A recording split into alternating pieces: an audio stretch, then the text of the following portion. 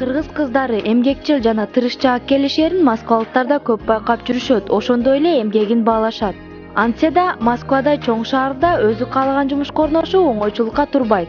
Көрсөтүүбүздүн бул чыгарышындагы коногубуз ала тоодо калган бала чакасын сагынганына карабай, алардын келечегине жакшы шарт түзүп, жакшы жашоо үчүн бар күчүн аябай эмгектенип жүргөн энелердин катарын толуктайт.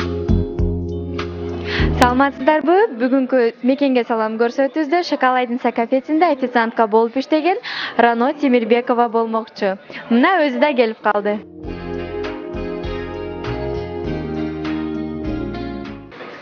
Рано айым Москвага кандай максаттар менен келип калдыңыз эле?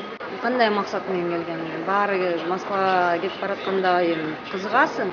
Акча жагынан кыйналып кеткенде Москвага келе турган жол туура болду да. Келдим. 1,5 жыл болду Шоколадница иштеп жүргөнүмө. Где-то жарым жылда кыргыз кафеде да иштеп калгам, Владыкинада. Айтсаңыз, Москвага жаңы келгенде кызыктуу кандай окуяларга туш болдуңуз?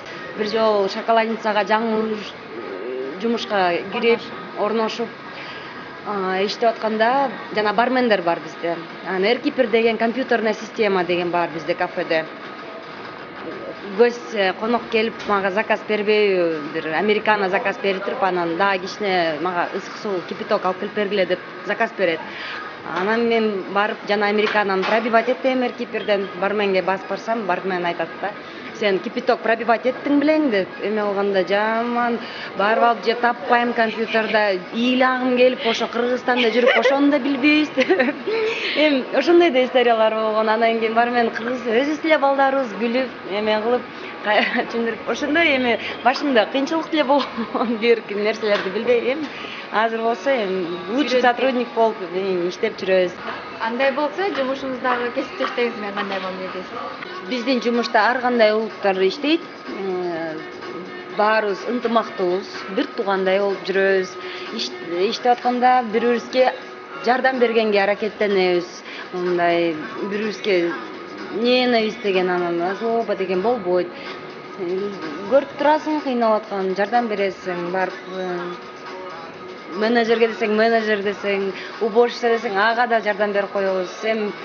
Ар кандай кээ бармендер чыгып бизге жардам берет.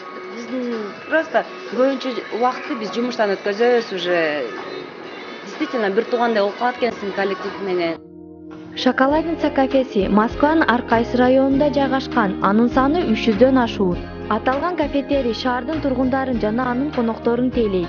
Аты айтып тургандай, кофе, шоколад жана таттууларды сүйүүчүлөр ушул жайды тандашат. Коноктор көп учурда кафедеги официанттардын тейлөөсүнө карап да келишет.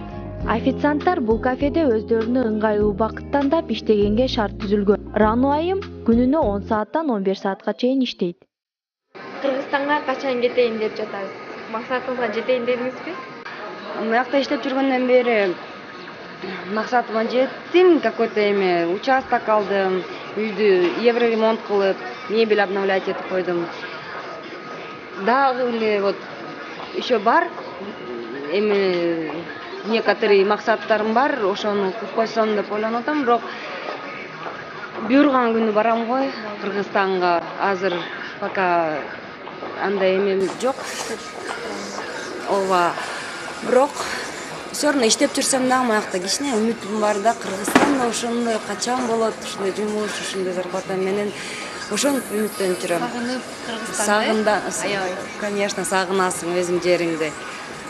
Любой адам төлгөн жакты все равно сагынасың, жүрөсүң. Рано айымдын бир уул бир кызы бар. Кызы Нигора 10 жашта, Бишкек шаарындагы мектептердин биринде окуйт. Баласы Арман 4 жашта, бакчага барат. Балдарынын окуусуна, кийим-кечесине, тамак ашына, албетте бул жактан иштеп тапкан акчасын салып турат. Кыргызстанга, Ала тоого, мекенге сагынган саламыңызды жолдоп кетсеңиз.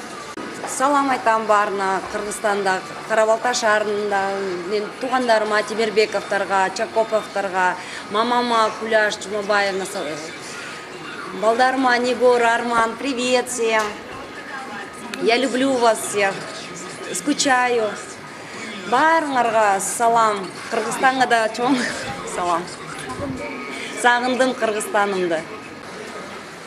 Айсалкын Ергешбай кызы, Нургазы Жайнаков, Мадина Жапарова, Атайын Гутмантан көрсөтүүсү үчүн Москва шаары.